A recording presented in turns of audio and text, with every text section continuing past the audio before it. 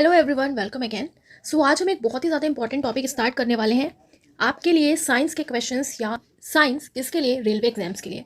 चाहे वो आपका टेक्नीशियन एग्जाम हो, चाहे एनटीपीसी एग्जाम हो, रेलवे का कोई भी एग्जाम हो, साइंस का वेटेज बहुत ज़्यादा रहता है। और इस बार अगर हम रेलवे टेक्नीशियन की बात करें तो टेक्नीशियन एक ग्रेड 1 की आपकी वैकेंसी है और एक आपका ग्रेड 3 की वैकेंसी है। ग्रेड 3 में आपका 40 मार्क्स का सिर्फ साइंस आने वाली है। ओके, 40 मार्क्स की साइंस आएगी आपकी।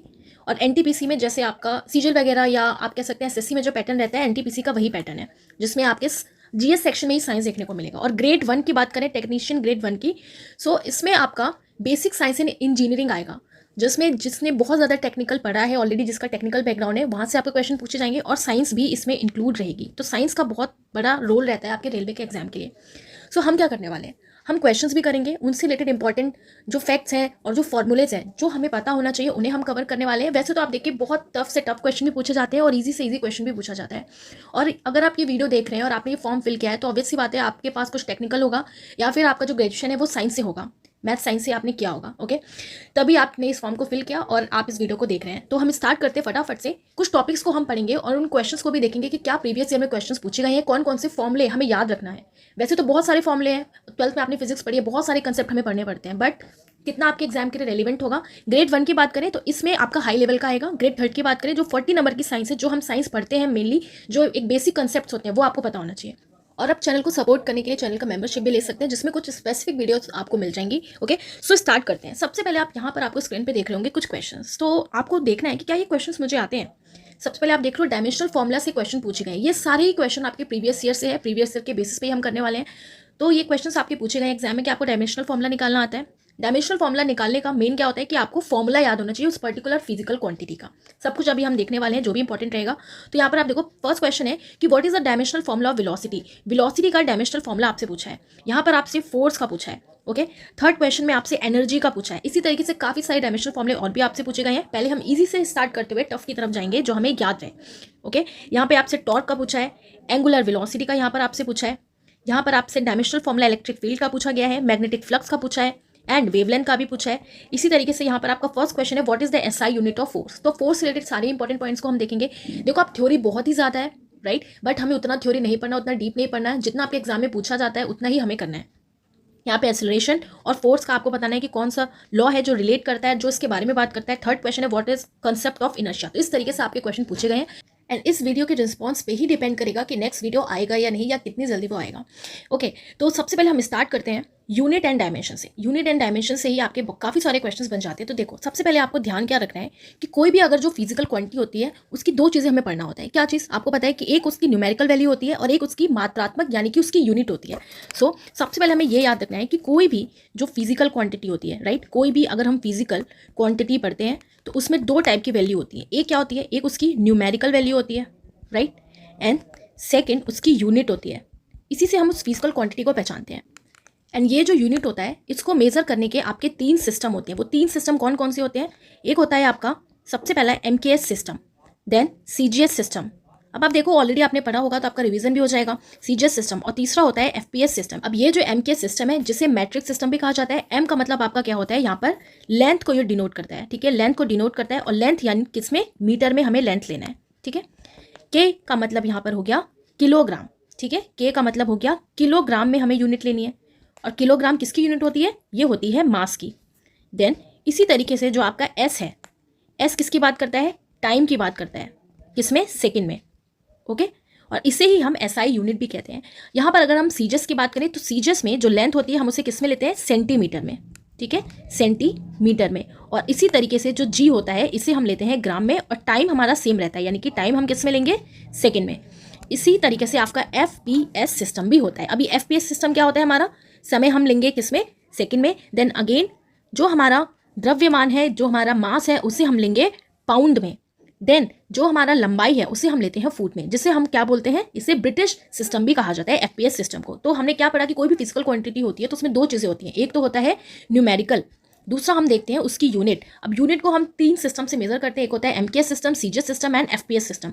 एमकेएस सिस्टम में सबसे पहले जो हमारा लेंथ होता है यानी कि मीटर की बात करता है, के जो है वो बात करता है कि किलोग्राम में होना चाहिए, मास होना चाहिए, जिसमें आप देखते हो ना फिर यूनिट को कन्वर्ट करते हो, तब जाके आप कोई भी न्यूमेरिकल सॉल्व करते हो कि सबकी यूनिट जो है एसआई में, अगर एसआई यूनिट में है तो सब एसआई यूनिट में है, सब सीजीएस में है तो सबकी यूनिट सीजीएस में होनी चाहिए। ओके, हर एक फिजिकल क्वांटिटी की। तो ये चीज़ आपको समझ में आई होप आ गई होगी। इसके बाद अब ये जो निकल के आता है हमारा एमकेएस सिस्टम, ठीक है। अब हम किसकी बात करें, जो हमारा एमकेएस सिस्टम होता है, राइट। इस एमकेएस सिस्टम में भी हम 2 टाइप की यूनिट पढ़ते हैं। इस एमकेएस सिस्टम में हम 2 टाइप की यूनिट को पढ़ते हैं। अब 2 यूनिट होती है, आपसे कह सकते हैं हम एसआई यूनिट्स को पढ़ते हैं। और ये जो एसआई यूनिट होती है 2 पार्ट्स में डिवाइड होती है। पहली जो आपकी होती है जिसे हम कहते हैं बेस यूनिट, ठीक है, बेस यूनिट। और इस बेस यूनिट से काफ़ी आपके क्वेश्चन पूछे जाते हैं। और जो दूसरा होता है उसे हम कहते हैं सप्लीमेंट्री यूनिट, जिसे हिंदी में बोलते हैं संपूरक मात्रक, supplementary unit, supplementary unit, right. Supplementary unit जो है ये सिर्फ और सिर्फ आपकी 2 होती हैं। ओके, इसे हम ऐसे लिख देते हैं। और ये होता है बेस यूनिट। बेस यूनिट होती हैं आपकी 7। कितनी होती हैं? 7। सप्लीमेंट्री होती हैं 2, और ये आपने पढ़ी भी होंगी। तो सबसे पहले हम बात करने वाले हैं बेस यूनिट की, बहुत इंपॉर्टेंट है और यहाँ से आपका क्वेश्चन भी बनता है। तो बेस यूनिट की बात करें, राइट, तो सबसे पहले आपका आता है लेंथ। किसकी बात करें हम? लेंथ की। बेस यूनिट का मतलब है कि ये फिक्स है, ये बिल्कुल बेसिक यूनिट है। इन्हीं को ड्राइव करके बाकी सारी और भी क्वांटिटीज़ के फॉर्मूले वगैरह निकल के आते हैं, राइट। तो सबसे पहले हम बात करते हैं लेंथ की। लेंथ होता है, फिर हमारा होता है मास, जिसे हम द्रव्यमान कहते हैं। देन थर्ड जो हमारा बेस यूनिट होता है उसे हम बोलते हैं टाइम। ओके, देन फोर्थ होता है टेम्परेचर, फिफ्थ होता है करंट, राइट, एंड सिक्स्थ होता है ल्यूमिनस इंटेंसिटी, जिसको हिंदी में बोलते हैं ज्योति तीव्रता। Okay, luminous intensity, intensity. Then seventh होता है अमाउंट ऑफ सब्सटेंस। अब ये अमाउंट ऑफ सब्सटेंस की यूनिट क्या होती है?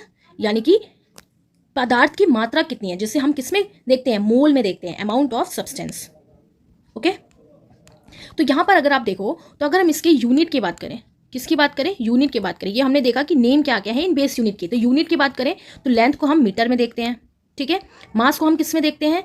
किलोग्राम में देखते हैं। टाइम को हम किस में देखते हैं? सेकंड में देखते हैं। टेम्परेचर को हम किस में देखते हैं? टेम्परेचर को हम केल्विन में देखते हैं। एंड करंट को एम्पियर में। तो ये आपकी बेस यूनिट है, और ये एग्जाम में क्वेश्चन आपसे पूछा जाता है कि कौन सी बेस यूनिट है, कौन सी नहीं है। तो सिर्फ 7 आपकी बेस यूनिट है। ल्यूमिनस इंटेंसिटी को हम कैंडेला में देखते हैं। अमाउंट ऑफ सब्सटेंस को हम मोल में डिनोट करते हैं। और अगर हम इनके यूनिट के, आप देखो यूनिट की अगर हम यहीं पे देख लें तो मीटर को हम एम लिखते हैं, किलोग्राम को हम केजी लिखते हैं, सेकंड को हम एस लिखते हैं, केल्विन को हम के लिखते हैं, एम्पियर को हम डिनोट करते हैं ए से, कैंडेला को हम डिनोट करते हैं सीडी से, मोल को हम डिनोट करते हैं मोल से ही डिनोट करा जाता है, ठीक है। और अब देखो फिर हम इसके बारे में पढ़ते हैं डायमेंशन। अभी हम इस आगे डायमेंशन भी देखने वाले हैं कि आखिर ये डायमेंशन क्या होता है। डायमेंशन को हिंदी में बोलते हैं विमा। अब लेंथ है ना, तो लेंथ के लिए हम डिनोट करते हैं एल से। किलोग्राम है यानी कि मास की बात हो रही है तो हम एम से डिनोट करते हैं। अभी आपको आगे और अच्छे से समझ में आ जाएगा। सेकंड को हम टी से डिनोट करते हैं। देन केल्विन को हम के से डिनोट करते हैं। एम्पियर को हम डिनोट करते हैं ए से। एंड ये जो कैंडेला है इसे कैपिटल सी से। और ये जो मोल है, अमाउंट ऑफ सब्सटेंस है, इसे हम डिनोट करते हैं एन से। ओके, तो आई होप ये इतना आपको समझ में आ गया होगा। अब हम बात करने वाले हैं किसकी? सप्लीमेंट्री यूनिट्स की। अब सप्लीमेंट्री यूनिट की अगर हम बात करें, किसकी बात करेंगे अब हम? सप्लीमेंट्री यूनिट की। सो सप्लीमेंट्री यूनिट की अगर हम बात करें तो ये आपके होते हैं 2। कौन कौन से 2 होते हैं? एक होता है आपका प्लेन एंगल। कौन सा एंगल? एक होता है प्लेन एंगल, जिसकी यूनिट होती है रेडियन, ठीक है। इसकी यूनिट क्या होती है? आपकी रेडियन। एंड इसको हम कैसे लिखते हैं? इसे हम लिखते हैं RAD से। देन दूसरा जो होता है वो होता है सॉलिड एंगल, ठीक है। ये सारे आपके एग्जाम में क्वेश्चन पूछे जाते हैं, इसलिए हम इसको पढ़ रहे हैं, वरना पढ़ने के लिए तो बहुत सारी चीजें हैं। स्टेरेडियन, इसे क्या बोलते हैं? सॉलिड एंगल को स्टेरेडियन, इसे हम डिनोट करते हैं capital S and small r से। अब हम किसकी बात कर रहे थे? डायमेंशनल फॉर्मूला की बात कर रहे थे। सो किसी भी फिजिकल क्वांटिटी की अगर आपको डायमेंशनल फॉर्मूला उसका निकालना है तो आपको क्या पता होना चाहिए? आपको उसका फॉर्मूला पता होना चाहिए, ठीक है। फॉर्मूला, अगर आपको फॉर्मूला लर्न है तो बहुत अच्छी बात है। किसी भी फिजिकल क्वांटिटी की अगर आपको फॉर्मूला लेना है तो आप बहुत इजीली डायमेंशनल उसका यूनिट भी निकाल सकते हो उस पर्टिकुलर फिजिकल क्वांटिटी का। अब सबसे पहले जो इसमें बेस होता है वो हम किसको लेते हैं? लेंथ। ओके, सबसे पहले हम लिखते हैं मास को, मास। ओके, फिर होता है लेंथ, फिर होता है टाइम। अब मास को आपको पता है कि मास की यूनिट क्या होती है? केजी होती है। लेंथ की यूनिट क्या होती है? यूनिट होती है मीटर, राइट। और टाइम को हम सेकंड में डिनोट करते हैं। तो इस जहां भर भी आपको वेट की बात करें, मास की बात करेगा, ठीक है, जहाँ पर भी मास की बात करेगा वहाँ पर हम उसको डायमेंशन में m से डिनोट करेंगे। जहाँ पर भी लेंथ की बात करेगा तो उसको हम मीटर में किससे डिनोट करते हैं, l से डिनोट करेंगे। ओके, जहाँ पर भी टाइम की बात करेगा उसे हम t से डिनोट करते हैं। तो MLT, m होता है किसके लिए यूज़ होता है डायमेंशनल फॉर्मूले में, मास के लिए, l यूज़ होता है लेंथ के लिए, ओके, और t यूज़ होता है टाइम के लिए। अब आपको समझ में आ रहा होगा कि समझ में नहीं आ रहा होगा कि अच्छा कैसे इसको यूज़ करना है। तो आप देखो, आपसे क्वेश्चन पूछा जाता है वेलोसिटी का डायमेंशनल फॉर्मूला बताओ, वेलोसिटी का डायमेंशनल फॉर्मूला बताओ, ठीक है। तो अगर आपको इसका फॉर्मूला पता है वेलोसिटी का फॉर्मूला क्या होता है, जो स्पीड का होता है वही वेलोसिटी का होता है। वेलोसिटी हमारी एक वेक्टर क्वांटिटी होती है जिसका न्यूमेरिकल और मैग्नीट्यूड दोनों होता है, ओके, डायरेक्शन भी होता है। तो यहाँ पर अगर आप देखो तो हम वेलोसिटी को क्या लिखते हैं, डिस्टेंस अपॉन टाइम लिखते हैं। तो अभी हमने देखा कि कोई भी डिस्टेंस को हम मीटर में डिनोट करते हैं, यानी कि एक तरीके से लेंथ में, तो हम इसके लिए डायमेंशनल फॉर्मूला यूज़ करेंगे L, ओके। टाइम की बात करें तो टाइम को हम T से डिनोट करेंगे। तो अब ये T ऊपर चला जाएगा तो किस में हो जाएगा, इन्वर्स में हो जाएगा, तो LT-1 या LT इन्वर्स। तो ये होता है आपका डायमेंशनल फॉर्मूला किसका, वेलोसिटी का, ओके। इसी तरीके से आपसे पूछा जाता है एक्सेलरेशन का बहुत इंपॉर्टेंट है, आपसे एक्सेलरेशन का पूछा जाता है। एक्सेलरेशन का आपको अगर फॉर्मूला याद है तो क्या होता है, change in velocity upon time, okay. क्या होता है, change in velocity upon time. अगर आपको फॉर्मूला लर्न है तो आप इजीली निकाल सकते हैं। So change in velocity. अब वेलोसिटी की बात करें, सो वेलोसिटी का फॉर्मूला अभी हमने वेलोसिटी का डायमेंशनल फॉर्मूला निकाला, इसी को लगा देंगे LT-1। अब फिर से नीचे टाइम है, टाइम लिख दिया हमने। अब ये t अगर हमारा ऊपर चला गया तो ये क्या हो जाएगा, LT-2, यानी कि LT इनवर्स 2 हो जाएगा, ओके। तो एक्सेलरेशन का डायमेंशनल फॉर्मूला फिर क्या निकल के आ जाएगा, LT-2, राइट। सो आपसे अगर क्वेश्चन पूछा जाएगा कि अच्छा वेलोसिटी का डायमेंशनल फॉर्मूला बताओ, एक्सेलरेशन का बताओ, इस तरीके से आप निकाल लोगे। इसी तरीके से आपका फोर्स का भी डायमेंशनल फॉर्मूला निकलता है। अब फोर्स का फॉर्मूला क्या होता है, force equals to mass into acceleration, होता है। हमें पता है कि हम मास को डिनोट करते हैं m से, और एक्सेलरेशन अभी हमने जस्ट निकाला, क्या होता है, LT-2। सो फोर्स का डायमेंशनल फॉर्मूला क्या हो जाएगा, MLT-2, राइट। तो ये हमारा क्या हो गया, फोर्स का डायमेंशनल फॉर्मूला। इसी तरीके से आप किसी भी फिजिकल क्वांटिटी की निकाल सकते हैं अगर आपको उसका फॉर्मूला लर्न है तो, राइट। इसी तरीके से आप देखो ड्राइव्ड यूनिट्स होती है। ड्राइव्ड यूनिट कैसे, जो अभी हमने MLT, जो हमने बेस यूनिट यूज़ करी ना, अभी जो हमने बेस यूनिट पढ़ी, उसी का यूज़ करके कई सारे फॉर्मूले आपके बन जाते हैं। जैसे आपका स्पीड का बन गया, वेलोसिटी का बन गया, एक्सेलरेशन का बन गया, फोर्स का बन गया, मोमेंटम का बन गया। तो मोमेंटम क्या होता है, P/mv आपका होता है, अभी हम इसको आगे भी देखने वाले हैं, राइट। आपका सरफेस टेंशन हो गया, सरफेस टेंशन आपका होता है force upon length, density mass upon volume. तो ये फॉर्मूला याद होगा तो आप इजीली सबका डायमेंशनल फॉर्मूला निकाल सकते हैं। तो मैंने आपको बता दिया कैसे निकालते हैं, आप बाकी सबका फॉर्मूले से आप सबका निकाल सकते हैं। इसमें आपको चीज़ क्या याद रखनी है कि कुछ ऐसी क्वांटिटीज़ होती हैं जिनका डायमेंशनल फॉर्मूला सेम होता है। तो क्वेश्चन आपसे ये बनता है, ठीक है, क्वेश्चन आपसे क्या पूछा जाता है कि किनका डायमेंशनल फॉर्मूला सेम होता है। तो क्वेश्चन, ठीक है, डायमेंशनल फॉर्मूला किनका सेम होता है, डायमेंशनल फॉर्मूला सेम किसका किसका होता है। तो देखो डायमेंशनल फॉर्मूला सेम की अगर हम बात करें तो आपको याद रखना है स्पीड एंड वेलोसिटी का सेम होता है। अब स्पीड एंड वेलोसिटी दोनों सेम चीज़ ही हैं, बस क्या है, एक वेक्टर क्वांटिटी है, एक स्केलर क्वांटिटी है, राइट। देन जो आपका वेट होता है, भार, यानी कि जो वेट एंड फोर्स का जो डायमेंशनल फॉर्मूला है ये सेम रहता है, okay. And Planck constant, right, Planck constant को हम h से डिनोट करते हैं। एंड कोणीय संवेग, इट मीन्स जो आपका एंगुलर मोमेंटम होता है, इसका डायमेंशनल फॉर्मूला सेम होता है।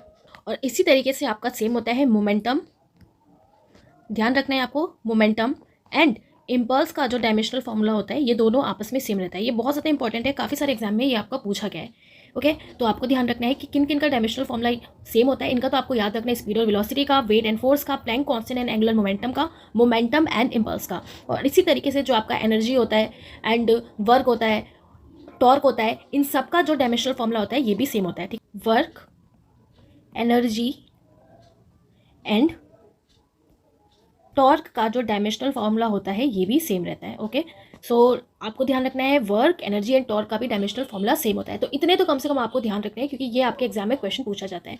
और आपके एग्जाम में क्या पूछता है कि कुछ ऐसी यूनिट्स होती हैं जिनका डायमेंशन होता ही नहीं है। कोई भी अगर आप देखो मेनली तो जिसके आगे रिलेटिव लिखा होगा, for example relative density, relative humidity, तो इनका जो डायमेंशन होता है वो नहीं होता। आपसे एग्जाम में क्वेश्चन पूछा गया है कि कौन सी ऐसी यूनिट्स हैं जिनका डायमेंशन नहीं होता, या फिर आपसे क्वेश्चन पूछा है कि रिलेटिव डेंसिटी का डायमेंशन क्या होता है। तो आपको ध्यान रखना है कि ये डायमेंशन लेस होते हैं। सो रिलेटिव डेंसिटी, आपसे क्वेश्चन पूछा जाएगा कि रिलेटिव डेंसिटी की यूनिट क्या है, तो आपको याद रखना है रिलेटिव डेंसिटी जो है कोई यूनिट भी नहीं होती उसकी, और ये डायमेंशन लेस होता है। तो relative density and relative humidity, इनका कोई भी डायमेंशन नहीं होता, ये होते हैं डायमेंशन लेस। आई होप यहाँ तक आपको समझ में आ गया होगा। ओके, कुछ हम लंबाई की यानी कि प्रैक्टिकल यूनिट ऑफ लेंथ भी पढ़ते हैं। जैसे आपने पढ़ा है पिकोमीटर में कितने मीटर होते हैं, आर्मस्ट्रॉन्ग में कितने होते हैं, नैनोमीटर में कितने होते हैं, माइक्रोमीटर में कितने होते हैं, और पूरी 10⁻⁻ में या पॉजिटिव में हम उसे भी पढ़ते हैं, तो वो आपको पता ही होगा। मेन हम देख लेते हैं। तो आप देखो, एक फर्मी में अगर हम बात करें तो एक फर्मी में 10⁻15 मीटर होता है। ओके, एक पिकोमीटर में, मैं आपको ये बता रही हूँ जो इंपॉर्टेंट है, जो आपके एग्जाम में पूछा गया है, एक पिकोमीटर में 10⁻12 मीटर होता है, और इसको याद करना भी बहुत ईजी होता है, काफ़ी सारी इसकी ट्रिक होती हैं। Okay, deci, centi, milli, micro, nano, pico, femto, atto, zepto. एक पिकोमीटर में 10⁻−12 मीटर होता है। 1 आर्मस्ट्रॉन्ग में, जिसे हम शॉर्ट में ऐसे भी लिखते हैं, ये आपका बहुत पूछा जाता है, 10⁻10 मीटर होता है। 1 नैनोमीटर में होता है 10⁻−9 मीटर। और इसी के साथ हम कुछ एस्ट्रोनॉमिकल यूनिट भी देखते हैं, और ये जो एस्ट्रोनॉमिकल यूनिट होती है ये आपका यूज़ होता है primarily for measuring distances with solar system. Solar system के साथ जो डिस्टेंसेज हम मेजर करते हैं उनके बारे में पढ़ते हैं, ठीक है। तो ये भी आपका पूछ लेता है एग्जाम में, तो एस्ट्रोनॉमिकल यूनिट्स भी हम देखने वाले हैं। सबसे पहले हम पढ़ते हैं लाइट ईयर के बारे में। ओके, सबसे पहले हम देखेंगे लाइट ईयर। लाइट ईयर क्या होता है, बहुत बार आपने पढ़ा भी होगा। तो लाइट ईयर क्या होता है कि लाइट जो डिस्टेंस ट्रेवल करती है 1 ईयर में इन वैक्यूम में, उसे हम बोलते हैं लाइट ईयर। अब लाइट ईयर कितना होता है, 1 लाइट ईयर की वैल्यू होती है 9.467, ये बिल्कुल आपको याद कर लेना है, इंटू 10⁻15 मीटर, राइट। दूसरा हम पढ़ते हैं एस्ट्रोनॉमिकल यूनिट। एस्ट्रोनॉमिकल यूनिट, अब ये जो एस्ट्रोनॉमिकल यूनिट होता है इसकी वैल्यू क्या होती है, सो 1.496 इंटू 10⁻11 मीटर। और ये डिस्टेंस की यूनिट होती है एस्ट्रोनॉमिकल यूनिट भी। जो हमारा अर्थ है, जो सन है, इनकी जो बीच की डिस्टेंस होती है इन्हें बोला जाता है एस्ट्रोनॉमिकल यूनिट, ठीक है। तो आपको ध्यान रखना है, इसे हम क्या कहते हैं, astronomical unit. 1.496 into 10⁻11 metre. Then आपको ध्यान रखना है पार्सेक। पार्सेक डिस्टेंस की यानी कि लेंथ की सबसे बड़ी यूनिट होती है आपकी। तो ये डिस्टेंस नापने की, डिस्टेंस को मेजर करने की सबसे बड़ी एक यूनिट है 1 पार्सेक। तो 1 पार्सेक की अगर हम बात करें तो 1 पार्सेक में होता है 3.26 इंटू 10⁻16 मीटर, या हम इसे कह सकते हैं 3.26 लाइट ईयर। ओके, ये सारा कन्वर्जन आपको ध्यान रखना है, बहुत ज़्यादा इंपॉर्टेंट है, ये आपके एग्जाम में पूछा गया है। सो आई होप इतना जो हमने पढ़ा अभी यूनिट एंड डायमेंशन में, जो बेसिक चीज़ें हैं जो आपका रिवाइज हो गई होंगी, और यहाँ से आपका क्वेश्चन पूछता है, फॉर्मूला आपको बहुत सारी चीज़ों का याद होगा। और इसी में हम पढ़ते हैं -10 की एंड पॉजिटिव पावर भी पढ़ते हैं, उनकी वैल्यूज़ भी आपको याद होना चाहिए, वो आपको याद भी होगा, काफ़ी सारी उसकी ट्रिक्स होती हैं याद करने की। ओके, और एक इसमें हम पढ़ते हैं प्रिंसिपल ऑफ होमोजिनिटी। अब प्रिंसिपल ऑफ होमोजिनिटी का मतलब होता है प्रिंसिपल ऑफ, इसे भी हम देख लेते हैं जब हमने इतना कुछ इसमें देखा है। तो आप देखो, principle of homogeneity, principle of homogeneity. अब होमोजिनिटी से क्या समझ में आ रहा है, होमो दोनों तरफ सेम होना चाहिए। अब जैसे कि ये आपका लॉ ऑफ मोशन का एक इक्वेशन है, v = u + at। ओके, तो इसका मतलब है कि यहाँ पर जो डायमेंशनल फॉर्मूला होगा, यहाँ पर जो डायमेंशनल फॉर्मूला होगा, इसका जो डायमेंशनल फॉर्मूला होगा और इनका जो डायमेंशनल फॉर्मूला होगा, ये बिल्कुल सेम होगा। तो इसे हम बोलते हैं principle of homogeneity. I hope ये समझ में आपको आ गया होगा, ठीक है। तो इसका मतलब क्या है कि जो इसका डायमेंशन है ये बिल्कुल दोनों तरफ एक एक क्वांटिटी का बिल्कुल सेम होगा, राइट। तो ये आपको ध्यान रखना है principle of homogeneity. So unit and measurement में इतनी चीज़ें हमें इंपॉर्टेंट पढ़नी होती है। फिर से मैं बोल रही हूँ, बहुत सारी चीज़ें होती है, बट हमें मेन चीज़ें इसमें ध्यान रखना है, ठीक है। सो अब हम देखने वाले हैं डायमेंशनल फॉर्मूला से रिलेटेड फर्स्ट क्वेश्चन को। फर्स्ट क्वेश्चन आपका यहाँ पे पूछा गया है, what is the dimensional formula for velocity. Velocity का डायमेंशनल फॉर्मूला तो अभी हमने देखा भी, वेलोसिटी को हम कैसे लिखेंगे, displacement upon time, right. Displacement को हम लिखेंगे एल में, टाइम को टी में, टी ऊपर चला जाएगा, इन्वर्स हो जाएगा। सो डायमेंशनल फॉर्मूला क्या हो जाएगा, LT - 1 हो जाएगा, राइट। सही से लिख देते हैं इसको थोड़ा सा, LT - 1 या LT इन्वर्स। सो यहाँ पर अगर आप देखो तो ऑप्शन फर्स्ट है m⁻0, l⁻1, t⁻−1। तो यहाँ पर कुछ नहीं, इट मीन्स 1 है, तो ऑप्शन ये हो जाएगा हमारा करेक्ट आंसर। और बाकी ऑप्शन क्या है फिर आप देख सकते हैं गलत है। ओके, नेक्स्ट जो डायमेंशनल फॉर्मूला पूछा है कि what is the dimensional formula for force. Force का डायमेंशनल फॉर्मूला क्या होता है, फोर्स की बात कर रहा है। फोर्स हमारा क्या होता है, मास इंटू एसेलरेशन। ओके, पूरा लिख देते हैं इसको, फोर्स = मास इंटू एसेलरेशन। मास हमारा केजी में होगा, एसेलरेशन की यूनिट क्या होती है, एसेलरेशन का यूनिट होता है हमारा मीटर/सेकंड² 2। अब यहाँ पर अगर हम बात करें तो मास हम किस में लेंगे, m में लेंगे। एसेलरेशन को हम किस में लेंगे, एसेलरेशन का जो डायमेंशनल फॉर्मूला होता है अभी हमने पीछे भी देखा था, LT - 2 होता है, LT⁻²। अब यहाँ पर आप देखो तो कौन सा आपको ऑप्शन मैच कर रहा है? तो ये भी हमारा फर्स्ट ऑप्शन यहाँ पर करेक्ट हो जाएगा। थर्ड है what is the formula for energy. अब एनर्जी का डायमेंशनल फॉर्मूला आपसे पूछा है, तो हमने पढ़ा था वर्क हो चाहे एनर्जी हो, दोनों का डायमेंशनल फॉर्मूला बिल्कुल सेम है। ठीक है, एनर्जी का जो डायमेंशनल फॉर्मूला होगा वो वर्क के बिल्कुल इक्वल होगा। तो चाहे आप वर्क से निकालो चाहे आप एनर्जी से निकालो, वर्क का जो फॉर्मूला होता है वो होता है F इंटू एस, ओके, यानी कि फोर्स इंटू डिस्प्लेसमेंट, जिसे हम कहते हैं फोर्स इंटू डिस्प्लेसमेंट। अगर हमने कोई फोर्स लगाया और बॉडी जो है वो डिस्प्लेस हो गई, तभी हम उसे कहते हैं कि वर्क डन हुआ है। अगर बॉडी डिस्प्लेस नहीं हुई तो इसका मतलब है वर्क भी डन नहीं हुआ। इसे हम आगे पढ़ेंगे वर्क, एनर्जी एंड पावर में। तो यहाँ पर आप देख रहे हो वर्क की बात हो रही है, तो फोर्स इंटू डिस्प्लेसमेंट। अब फोर्स हमारा कैसे निकलता है? अगर आपको फोर्स का नहीं पता फोर्स कैसे निकलता है, तो अभी हमने देखा फोर्स होता है हमारा मास इंटू एक्सेलरेशन, और अभी हमने फोर्स का निकाला तो फोर्स हमारा यहाँ पे क्या हो जाएगा? M -2 इसकी पावर हो जाएगी। अब यहाँ पर हमारा क्या है? डिस्प्लेसमेंट। डिस्प्लेसमेंट को हम किस में लेंगे? लेंथ में लेंगे, यानी कि L हो जाएगा। तो डायमेंशनल फॉर्मूला क्या बन के आएगा? M L⁻² and T⁻²। तो आप देखो कोई ऑप्शन आपका मैच कर रहा है, तो यहाँ पर भी ऑप्शन ए जो है वो करेक्ट हो जाएगा। Next is dimensional formula for torque. अब टॉर्क का डायमेंशनल फॉर्मूला आपसे पूछा है, जो टॉर्क का हम जनरल फॉर्मूला पढ़ते हैं वो होता है T = F × L। अब फोर्स इंटू लेंथ, और ये जो लेंथ या हम कह सकते हैं ये जो आपका डिस्टेंस होता है, ये हम मेजर करते हैं परपेंडिकुलर टू द फोर्स। इसे भी हम आगे पढ़ेंगे, परपेंडिकुलर टू द फोर्स। अब यहाँ पर अगर हम बात करें तो आप देखो फोर्स अभी हमने देखा ML T⁻², ओके, एंड यहाँ पर हम L को किस में लेंगे? L को भी हम किस में लेंगे? लेंथ की बात हो रही है तो L में ही लेंगे। तो हमारा डायमेंशनल फॉर्मूला क्या बन जाएगा? M L⁻² and T⁻², okay. तो आप देखो कौन सा मैच कर रहा है? सो ऑप्शन फर्स्ट इसमें भी हमारा करेक्ट हो जाएगा, राइट। तो टॉर्क का फॉर्मूला क्या होता है? Torque equals to force into length या फिर distance measure perpendicular to the force. Next question is what is the dimensional formula for angular velocity. Angular velocity के लिए डायमेंशनल फॉर्मूला क्या है? अब एंगुलर वेलोसिटी जो होती है, इसका सबसे पहले आपको तो फॉर्मूला पता होना चाहिए, इसे भी हम आगे पढ़ेंगे। तो अभी हम देखते हैं, तो आप देखो इसका फॉर्मूला होता है general linear velocity, okay, linear velocity divided by radius, linear velocity divided by radius. अब लीनियर वेलोसिटी अभी हमने पढ़ा था क्या होता है? LT-1 होता है, और रेडियस को भी हम किस में लेंगे?